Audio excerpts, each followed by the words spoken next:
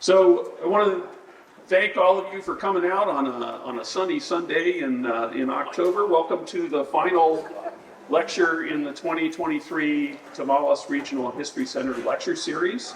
We super appreciate your support from the community for coming out and participating. This is our thank you to all of you, as well as the opportunity to celebrate something fun. So, without further ado, it's my opportunity here to introduce Terry Sawyer. He's going to talk to us about the 40th anniversary of Hog Island Oyster Company. Welcome, Terry. Thank you, sir. I don't even think I need this, but I'm going to give it a shot. As was mentioned, there's been oyster farming on Tomales Bay a lot longer than we've been around. So we were always called the new kids on the block. But 40 years?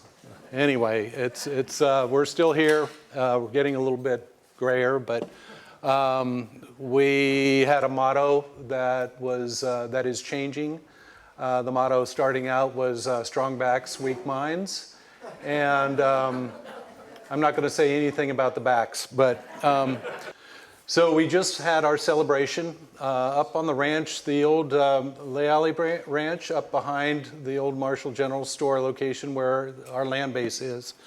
And as you can see, it was a groaning board table set up there, and we had about close to 140 combination of shareholders and friends, guests.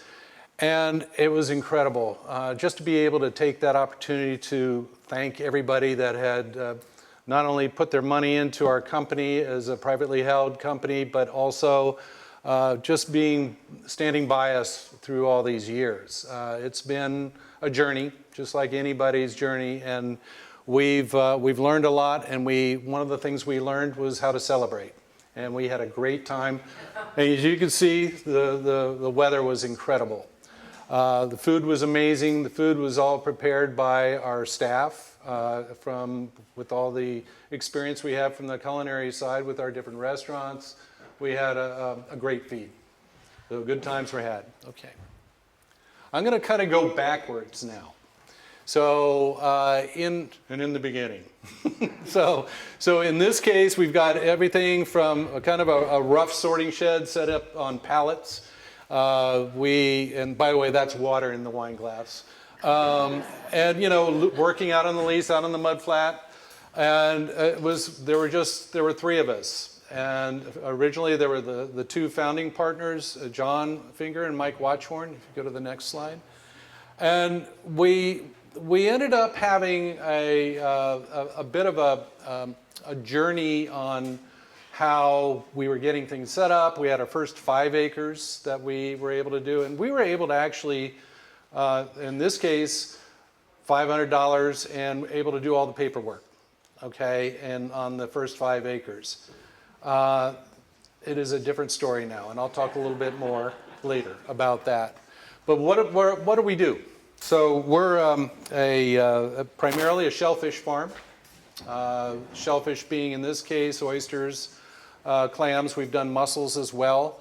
We've got these different types of oysters, and I just want to point out right now we've got different versions of the most commonly grown oyster in the world. Our versions are called the Hog Island Sweetwater. We have a new variety that's actually grown differently than the Sweetwater. It's called the Earthquakes, and that's a tipping bag system. And we have now the High Waters. Again, I'll talk about this later. But as far as at our other lease locations up in Humboldt County. So then we have the Atlantic oysters, so Pacific, Atlantic. And so a lot of those actually, you talk about history, after the original oysters, the Olympia oysters, the native oyster, were overfished and used up in San Francisco Bay. They started moving out into the different estuaries along the coast after the gold rush. Well, after they quickly used up the slowest growing species on that list, they brought in the Atlantic oyster and the Virginica, as we call it. And I don't know if anybody remembers that there were the bat ray fences that were on the bay. You talk about history here. there's the old redwood stake fences that were to keep the bat rays out. And they transported the Atlantic oyster from the East Coast and by train. And I can actually remember my uncle describing the oysters as tote points, which were the transported blue points, even though it probably wasn't from Blue Point because that was too polluted at the time. Then we have the Kumamoto and the European flat. The Kumamoto is from the southernmost island of the Japanese island chain, and the European flat from the North Atlantic.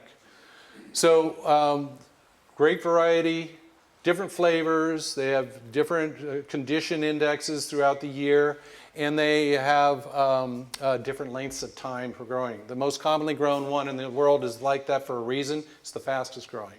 It's the most durable. And all of these species, by the way, are permitted to be grown here. You see here in my notes that I've actually, we're moving beyond that, and I'll talk a little bit further when, in the talk about the rationale behind it. But we're doing seaweeds, which actually is a bycatch, a harvest off of our racks right now, and then we're exploring other ways of actually culturing those, and we're doing salt. Imagine that, we're in salt water. So if you haven't had it, it's great. I mean, you use it and you actually go, I know that flavor, Tomales Bay. Anyway, next slide. So in the beginning, for us, we're at the location where the old Marshall General Store was, and obviously this is one that everybody would probably in this room will recognize, which is the old railroad, North Coast Railroad running through, and actually ran right through between the buildings there, and with the spur that's running along the side. And then with the automobile coming in, there went the railroad. But that was the history of what this town and that pretty much were built around, was the railroad. Next slide, please. It's organized in a little way that's a little bit different, but I just want to point out the fact that, so in 1983, it's our 40th year, that we're officially here, but we're a couple of years before that, we were working together as friends, getting together and helping to salvage other oyster operations gear and all that, and setting it up and planting seed, what we call seed, in Tomales Bay. And I joined in '88, 5 years later officially. I was working at the Monterey Bay Aquarium. I had a great job. I had benefits and all that. And when I told my bosses that I was going to be accepting the carrot that was dangled in front of me about going out and farming the water, they said I had to be absolutely out of my mind. And here I am today. So I'm still out of my mind, but the interesting thing is just a little anecdotal part. When we would go and work events at the aquarium in Monterey, the Cooking for Solution events, a lot of the development of the sustainability and sourcing for seafood, the events that we would be participating in, I would have we would be doing our oyster bar with thousands of oysters serving up with everybody that's attending the gala event, and I'd have my bosses bellied up to the bar saying, you SOB, you've made a liar out of us. And it was my satisfaction and theirs. So, and then when we began, we were basically handling everything. So everybody had to work other jobs. We're primarily selling wholesale to other restaurants. Then we would also do our first level of marketing, which was the traveling oyster bar, which you're going to experience here a little later on today. But really, that was our first outreach. It was our opportunity to be able to say, this is what we're growing on our farm, here, try this, and then be able to talk about it. It's one of the better ways to brand that I could talk about. Okay, next slide. And then just some shots of the early days, building of the barges that we would work on or working out on the lease. And this is truly strong backs, weak minds. Next slide. So on the leases that we were having, remember I mentioned 5 acres? Well, we now have 160 acres in Tomales Bay. We have, and now we're expanded into Humboldt Bay, and we've got another 90 acres up there. I just want to point out the fact that when I talk about a lease is actually where we're leasing land from the state. State, everything from the high tide mark down is public property. And it's basically managed by the state. That doesn't mean that we have 160 acres that we can plant. That means that we can only use a very small percentage of that, because within that, just like any farm, there are certain areas that you can farm for whatever product you're going to be farming on there. And we have restrictions due to permit requirements, proximity to eelgrass, or whatever's actually suitable as far as the tidal height. Different methods that we have, rack and bag method from France, and again, farming. And I just want to keep saying this. This is farming. We're farming the water, farming the land. You pick your site based on its growing characteristics, what it can support. You base your techniques based on what's going to be able to do well and survive there and produce something that's a quality product. So rack and bag from France. We have single bags of the same type of bags. Tipping bags, it's a modified system that basically uses the tidal energy to rocket the product back and forth. And then something called SIPA, which is just a basket method on a long line that's, again, intertidally located and actually from Australia. So adapting from around the world to here. We're not unique in that way. We're farming something, the farming is done around the world. Okay, next slide. Again, here's just an example of bottom bags. These are rows that the racks would be on. And over here, those are the SIPA baskets. And as you can see, they're covered with seaweed. Okay, and in that case, I'm looking at a lot of green. That's ulva, that's an edible seaweed, sea lettuce. They also nori, which everybody knows that when you go get sushi, that's usually wrapping the rolls, is that. And it's just growing as a fouling organism for us. Tomales Bay is an incredibly productive body of water. I also want to point out the fact that it's an hour and a half from a major metropolitan area, and it's remarkable that the water quality is what it is. It's challenged, but just that fact alone is a testimony to how much work's been done about everybody in this room and in the community working together to help protect and actually lessen impacts. Okay, next slide.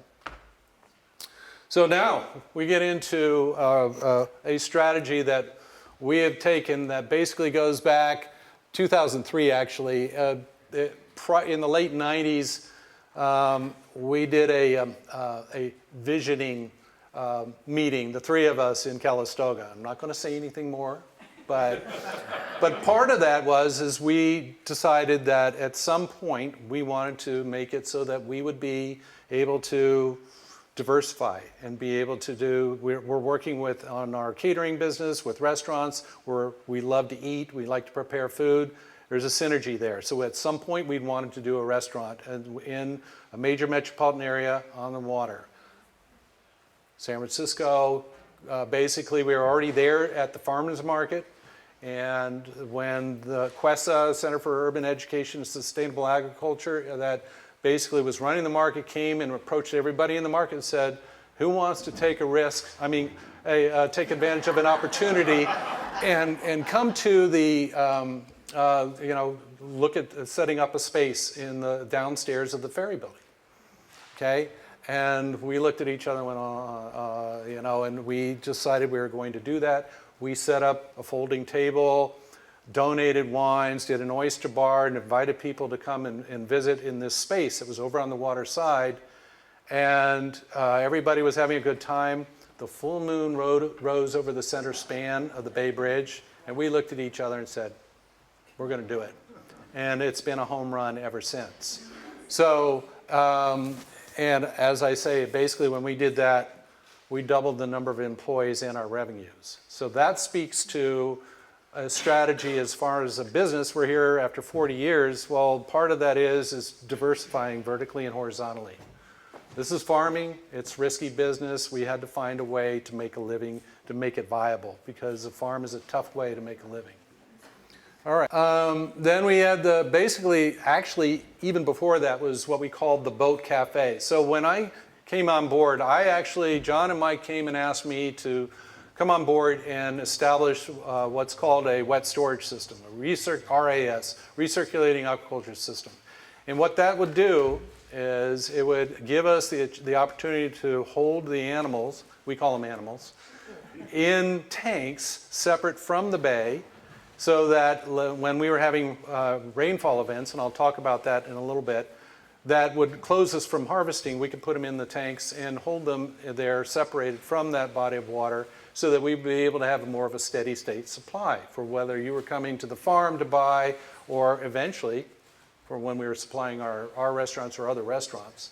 But what that naturally, there was a natural segue to setting up the picnic tables, the Webers and all that, and people would come there and basically you could take and literally harvest out of the tanks to hand them to the customer. There's no fresher way, that's technically a harvest. No better way to have fresh oysters. So that is where the picnic area came from. Then eventually somebody said, well, I've got an idea. I'm going to take one of the derelict boats down at the boat works and cut it in half and put it on, take the keel out of it and then put it up on a platform. Can I set it up at your place and maybe somebody will buy it? Nobody bought it. We bought it eventually. And it turned into a place where we could do a little oyster bar and all that. And eventually it grew into what we called the Boat Cafe. And that's how we still struggle with changing that. And even though we had to move it over to the side, let's just say there are permit requirements there. Do we need to say anything about this? I'll talk more about that later. Next slide. Then we went into, in 2008, we went into Napa at the Oxbow Public Market. And I just want to point out, a lot of these things were either startup or we were actually taking renovated locations or we were renovating them ourselves and turning them into part of our business. So we have a history of doing this. And in this case, my wife had this idea, let's put one of our original boats up in the upper part of the restaurant and have it as a display. Boy, we barely squeaked that thing through the door. And it complained bitterly. But what was really interesting is when we're up there hanging it, I just want to point out, we ended up putting holes in the bottom after I spent how many years patching holes? They had to have holes in it for the fire sprinklers that were over our kitchen area. And oh yeah, it was in the midst of a recession that we did it. And there's another pattern I'll describe here too, which is once you get something started and you get the momentum going, the idea and everything, you get all the construction going, who knows what's going to be happening. And in this case, the economy was tanking when we were doing it. And it's like, oh my God. Anyway, next slide. Then I don't know if anybody knows Carol. There was a fixture at Tony's for years. I think she worked there for 28 years. Anyway, this is Tony's Seafood that we took over from the Konitich family. And it's actually, that was really a dream for us because that was where we were actually able to actually bring it to where that place is and connect you to where those oysters came from. You're getting, just like the picnic area, that full body experience of the visuals, the smells, the wind, the flavors coming from the bay. There's no better way to connect people to food and to have that kind of experience. So that was a fantastic opportunity. So come on by sometime. Next slide. And then our last one was basically in the Marin Country Mart over in Larkspur Landing. We were able to actually capture the other end of the ferry that goes to San Francisco. So we get you coming or going. So the important part of that is each location has its advantages, its benefits, demographics are all they're different. We find that there's a lot of people from Eastern Marin that end up here. And did I mention that when you get the momentum going to start a restaurant, you run into some problems? How about the pandemic? 3 weeks in, we had to close the doors. The good news is we hadn't really fully started it, so we didn't have systems in place and all that, but we had to lay off out of where we're at now, which is 300 employees, a little over 300 employees now, which is crazy for me to think about, much less talk about. We had to go dial back to 100 employees, and it was a very painful time. But what we were able to do is take the kitchen there and actually support all the food that we would create to deliver, that people could order, that we could actually set on the doorstep and people would come out and get it, or mail order, or just to be able to support that kind of like opportunity that we would be able to have, that we all had to figure out how to get food during that time or to do something different. So anyway, and then artists that were involved, including my wife and other people that are in the community, Tom Killian, Lena Prairie, Lori Curtis, all these are fun opportunities to work within family and local and within friends. Next slide. Now we're going into that other level of diversification. So I could say that if everybody remembers when the Costco Busan hit the Bay Bridge, the tanker hit the Bay Bridge, there was a spill, and when that spill was going out the gate, every day we're out at the mouth checking for any sheen coming into the mouth of the bay, because you can imagine what that would mean for us being in the water. So we were vulnerable just by our geographic location. Now we had tried another location up in Washington State, because and this is a term I love to say, this phrase I love to say, which is we're the fringe element of the shellfish industry in the state of California. I just love that. And the people up in Washington love it when I say it. But we had an operation there it was a joint venture that we did for about 5 years, and then we had to fold it because the long distance relationship was too much, and there were other reasons. So then we had an opportunity to start up on the Samoa Peninsula in Humboldt Bay. And what we decided to do was to do a hatchery operation.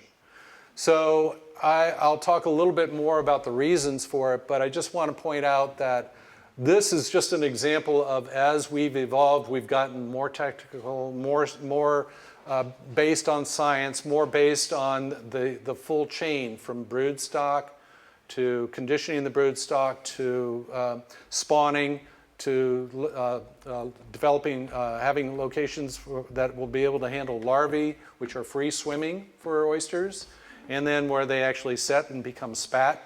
And then we nursery them, and this is a nursery system here, and then we're growing them out, and now we have an intertidal lease of 90 acres that I mentioned earlier, and the upper part, this is all in the north lobe of Humboldt Bay. Next slide. One of the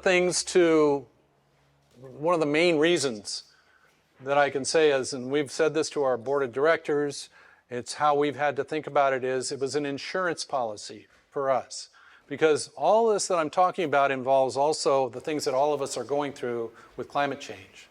And a lot of the issues that we're seeing along the coast here, the upwelling events that used to be the highly productive times along the coast, is now bringing a signal that's lower pH and lower oxygen. And what it's doing is, what we were finding out is that it's affecting the larval and juvenile stages. And that's where you'll see a lot of the impacts of what we're talking about, is those early developmental stage of any organism. So in our case, what we had done up to that point is we depended on hatcheries to do all that work for us. It's labor and cost intensive up and down the West Coast.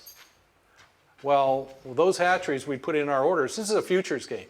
You have an organism, and I didn't talk about it, but will take anywhere from, let's say, 2 years to 5 years to get to market.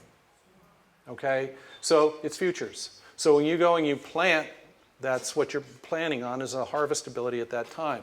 If you miss that plant date, you're affected for that period of time. We were finding that hatcheries, when we had our orders in, they're saying, we can't handle your order. And if anything, the other hatcheries have been bought up by other larger farms up in the Pacific Northwest, and you better believe it that they're going to feed their own farms first before they sell outside. So we're sitting there and having to change all our strategies, the size that we would take. We take them any time. And again, I'll talk about that timing thing in a little bit. But the important thing is we decided to do this, again, labor and cost intensive. And what we did is remember I was talking about repurposing infrastructure or buildings or whatever. This is the old pulp mill infrastructure that we were able to actually have the land, space, which you don't have a lot around here, right, on Tomales Bay. And we actually had docks, which you don't have a lot of on Tomales Bay. And you can see this dock is actually, when we first got there, was in pretty bad shape. And the landlord, thankfully, has been redoing it. We established our first nursery. Now, I'm going to describe something. It's called a flupsy, not a flopsy. Flupsy, floating upwelling system. Okay, and what that is a nursery system. And you see at the end down there, sort of a round unit at the very end down there. That's a paddle wheel, and then what it's doing is it's drawing water through a central river channel in the middle. And the only way that water is getting into that river channel is up through these cans, as we call them. And these cans have screen on the bottom. We have baby oysters in those cans, and then we can control the flow going out of those cans by just a slide closure. And so there's 32 cans in each one. We now have 3 of those units, so 96 cans total. We have about 5 million animals. Again, there's that term. In our system for that part of the nursery system. We also have a barge for the smaller seed, and that's about close to 5 million as well. All dependent on the access, having those docks and all that, having power, having water, and then I'm going to show you buildings, but there's the seed up over here. You can see it's very small, and these are single seed. This is what our market is. So when you're out there enjoying our oysters, you'll notice they're all singles. Oysters don't like to live like that. They like to attach to each other. So we go in, and that's where we manipulate, and we make sure that we're just getting the single oysters, because we want that presentation at the oyster bar or on the plate or on the grill, for that matter, as they get larger. So again, there's an intertidal farm. I want to just point out there's a level of collaboration we use with academia or nonprofits, NGOs, environmental NGOs. I think this is probably one of the strongest parts of our business as far as compared to a lot of businesses in the shellfish industry. We've learned, especially with these challenges with scientific collaborations, we've learned that it's the way to move forward, because we're working with academia that has the skill sets, may have access to the funding, the grants, to be able to get the equipment, to understand what's going on out there. We're terrestrial, and we want to know what's going on below the surface. So that's not only what we do here in Tomales Bay, but also in Humboldt, represents not only the production of the food, but also the work that we're doing on research. And we're known for that, and we are approached all the time for that. Next slide, please. The hatchery, again, that's the part upland. We built out this 11,000 square foot building. Now we're committed. We're putting a lot of money into this. So that insurance policy is getting kind of expensive. But what ends up happening is we've now proven out, close to 10 years now of doing this, that we're actually not only providing the access to the seed for us to plant. We've got another growing area, so we can actually double our inventory, the available inventory, but we're also able to work against some of these challenges, with the challenges of Tomales Bay, with the diseases, or maybe the events that might be happening with the climate issues here that might not be happening there. But probably one of the more interesting parts is we're not just selling to ourselves, we're selling to outside. Again, remember that vertical and horizontal diversification. So, and then you can see these are upwelling cans that we have here, or downwelling in that case right there. And just different systems that we have for handling this. It's a different world. And it's a really amazing experience as far as people coming through and not having an idea of what is going on, much less even our own employees that have been focused on what's going on in our restaurants or in Tomales Bay, taking a field trip and going up north and saying, oh my gosh, look at this, it's huge, this is what's going on here. Well, this is what we've had to do to be able to survive. So, next slide. Again, we're at a whole different level on being able to do microscopic work. In this case, this is microalgae. This is food for the oysters. They're filter feeders. And so we have the different colors that you see there represent different species of microalgae that we're growing, and then we feed it out. And so it's a full-time operation. That's another level of a greenhouse in Humboldt, so that you can be growing plants. So it's something that basically it's a lot of work. It takes a lot of expertise. A lot of the academic levels of our employees, they're pretty high. Next slide. So then we've got where we've gone to today, which is we've got where we had that 40th anniversary celebration, which is the Leale property. It's now the Hog Island Ranch. We've malted that property, so we've taken the development rights and sold it as far as the easement for that. At the same time, it's significant because within malt, this is the first time they've actually taken and recognized aquaculture as being part of agriculture. And so this is the very first malted property that actually has that. So we have see the area down in the corner where you see some buildings. I hope it's clear enough. And that's what they call our mariculture zones. So mariculture is another term for marine aquaculture. And that's where we do all the support or the equipment for what's going on in the bay. So we, a long time ago, outgrew that area where the picnic area was, where the boat cafe was.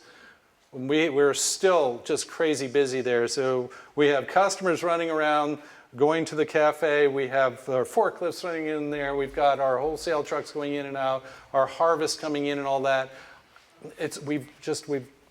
We've grown to a place where it gets to be a little crazy. So a lot of that, the equipment that we have for growing the product in Tomales Bay is all handled up on the ranch in that mariculture zone. And at the same time, what we've got going on is we're working with Stemple Creek, so Lauren Poncha's got his cattle grazing up there. And then we have Marin Roots, we've got a row crop arrangement with leasing there. At the same time, there it is. I mean, basically, I'm over there. I'm a director on the Resource Conservation District. I'm sitting alongside of ranchers because we have to work together to solve these challenges that are coming at us as far as land use practices. And that little bay right there has a 200 square mile watershed. That's a pretty significant impact zone. So if you talk about something that I talk about what's going on in the bay, I tell everybody turn around and look back uphill because it's part of the blue lines, the streams, the watersheds and all that, and how we manage the grazing, the crops, everything that are in there, as well as all the other human impacts. Do I need to mention what those are? Waste. That basically this is our opportunity to engage and to put into practice what we're talking about. So I think that's a pretty cool walk that we get to do. Next slide. Challenges. Okay. I'm getting tired. So I mentioned how we were able to do everything ourselves, cost $500 for all the permit fees. Whole different story now. All of us are in the same boat. But just there's a graying of the industry for a reason. There's just not a lot of access for people coming in and for the next gens to be able to take on new leases. One, there's not a lot of areas that you can lease, and two, to get in, hundreds of thousands of dollars and years to go through a process of permitting. It's a whole different world. And so we are constantly working on policy. We have to go to Sacramento, walk the hill, go to DC, walk the hill, excuse me. And it's something that it's like I said, we're all in it if we want to do anything on any of our properties. So I'm no different than that. Rainfall closure. So basically, rainfall closure means the water quality doesn't meet standards for harvesting. Okay, that means we can't go out and harvest if there's been anywhere from 0.4 of an inch of rain, half inch of rain from 4 to 6 days, depending on where you are along the bay and the watershed. That's not much more than a sneeze. And then when you have episodic rainfall events, it gets even longer. And when you have back-to-back rainfall events, it could be, I had up on we have a lease up against Tom's Point on the Outer Bay. We had 1 year in the early 90s, 115 days of closure that we couldn't harvest from there. That's kind of rough to run a farm. It's not like the oysters necessarily are dying from it, although that can happen too if the salinities drop too much, but you can't touch them.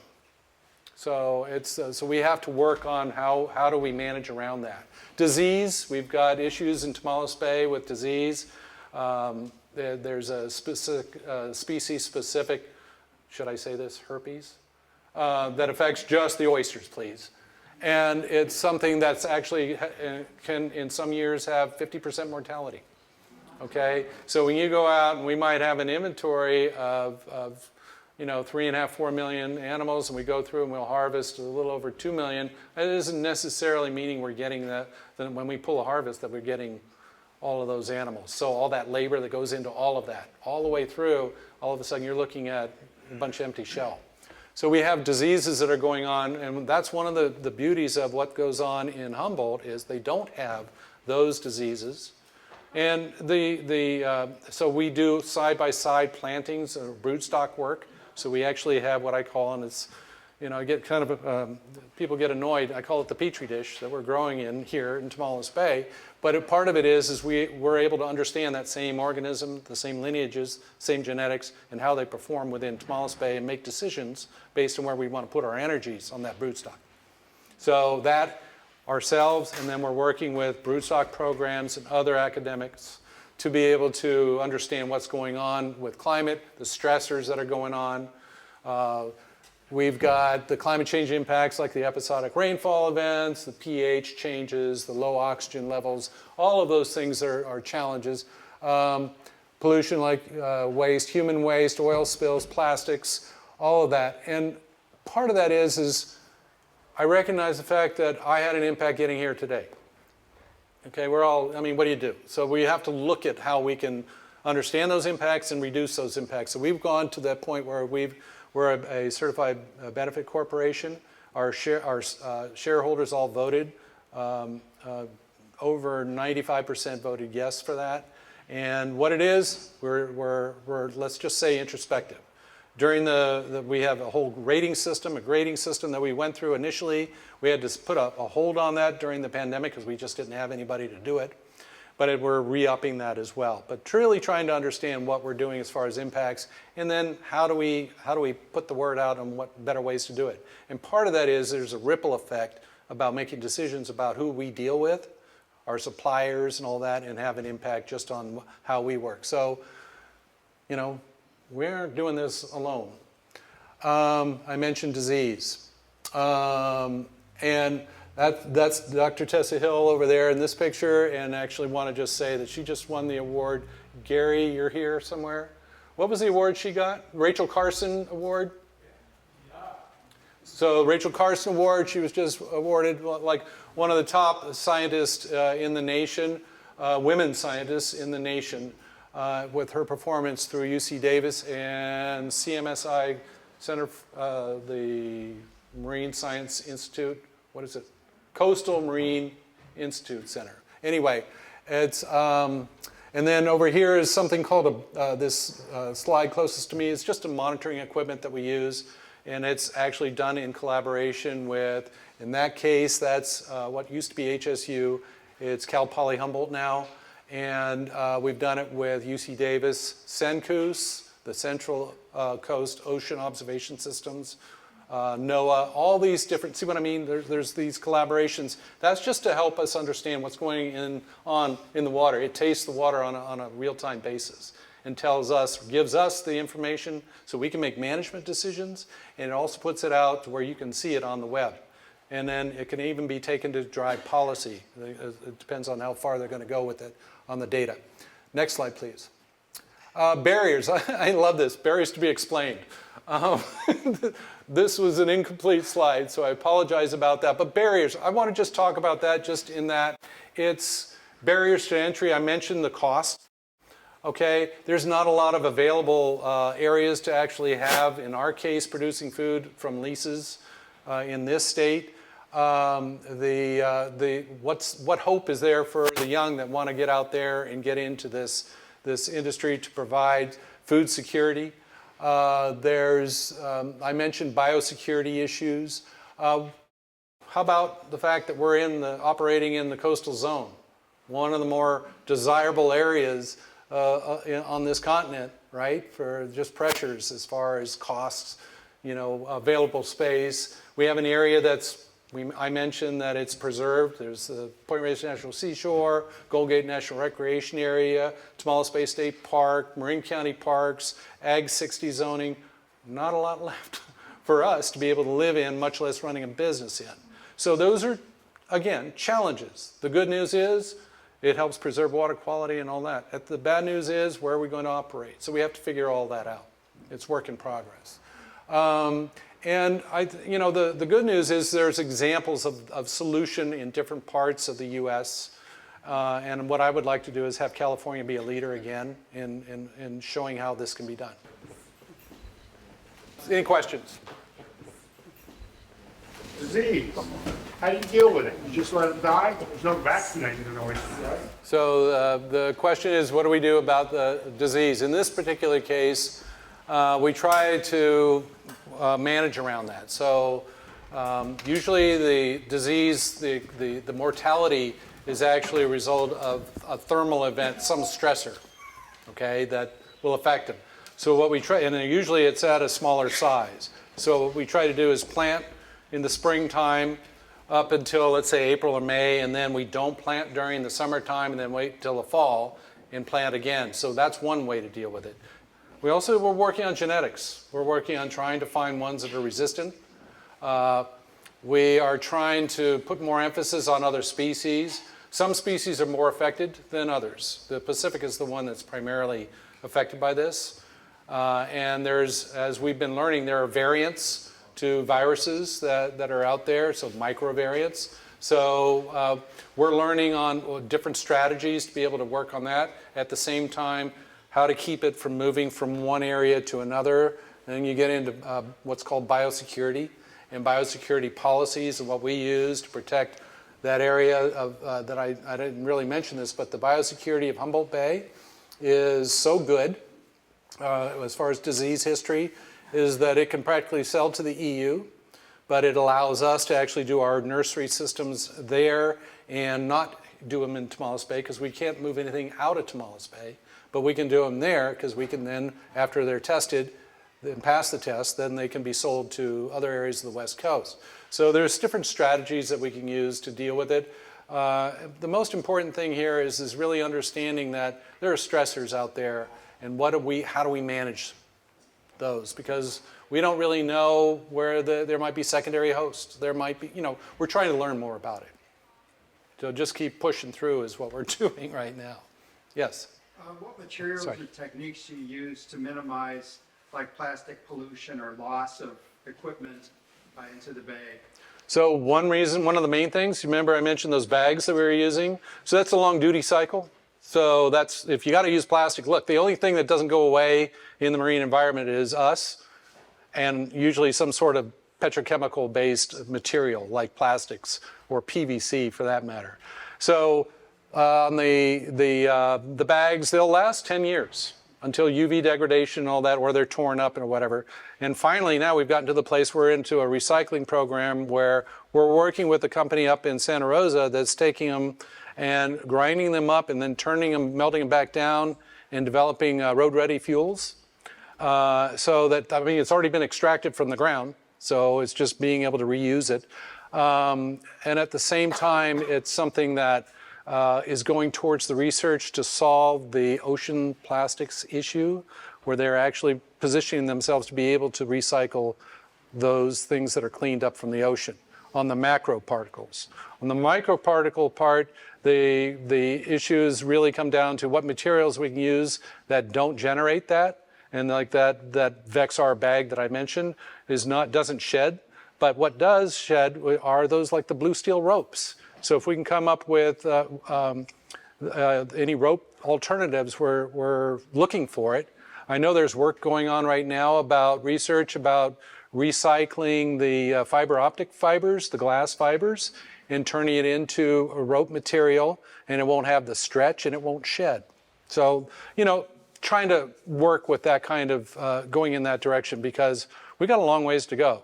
And if there's the other things like floats and things like that run away, as far as marine debris, we've got our name and phone number stamped on them. So, and bring them back to us if you find them on the beach. Yes? Yeah, you mentioned clams earlier.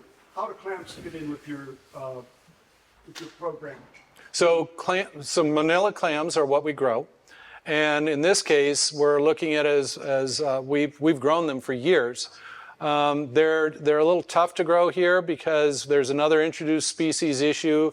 There's several that I didn't talk about, the drills and all that, but there's a green crab. that has settled in from the North Atlantic on the West Coast. And so if we can figure out ways to manage around those, we grow them actually in individual bags, and they have a substrate, a gravel in there with them, and they can move in and around. And if we can get a larger scale system on growing those out, it'll be a much better way to do it. And we go through a lot of clams. If anybody's been to our restaurants, probably we have a cult following for the clam chowder and the grilled cheese combined. I know that the predators are those sea otters, right? One predator of oysters is sea otters. But what are other predators? Do crabs eat them?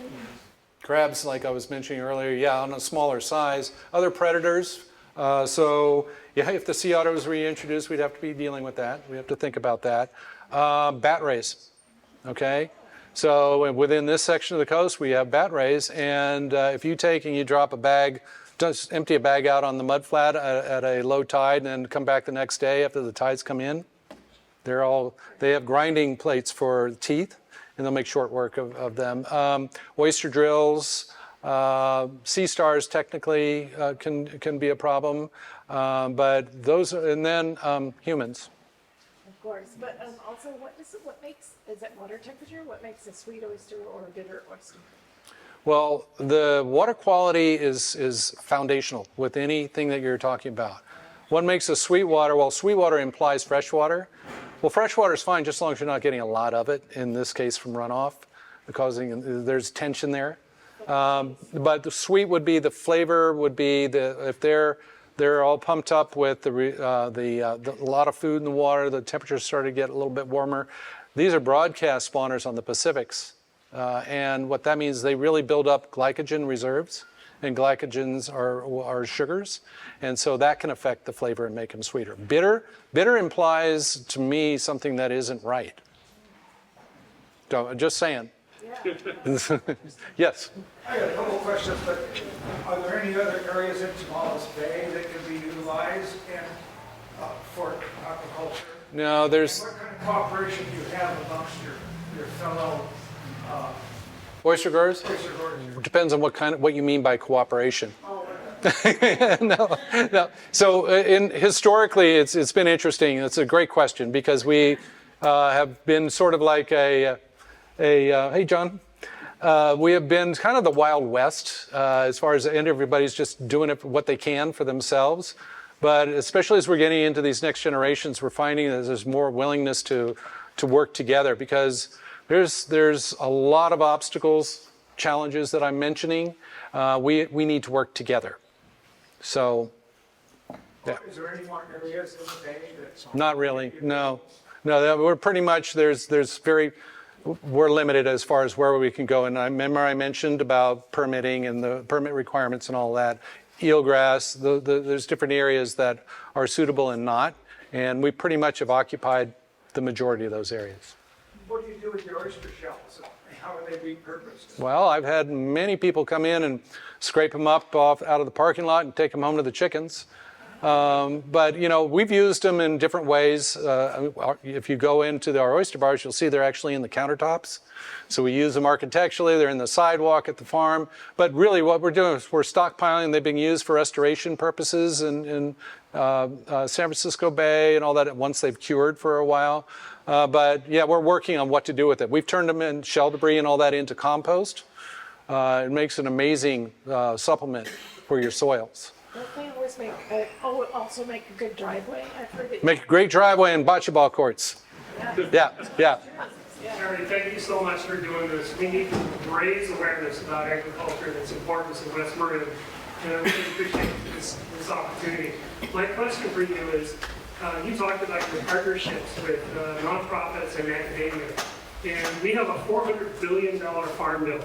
Is there any possibilities of aquaculture, mariculture in that farm bill? So if you turn around, there's somebody who's going to raise their hand. Gary, would you please raise your hand? We basically, besides running a farm, we got to have the people on staff to be able to answer that question and ferret out what opportunities are there. You can talk to that gentleman right there and ask him that question. So, Terry, my question for you was, could we have some Long Meadow Ranch Chardonnay and some oysters now? Oh, you guys done? We can talk a little bit later if we used up our time. So thank you everybody for coming in.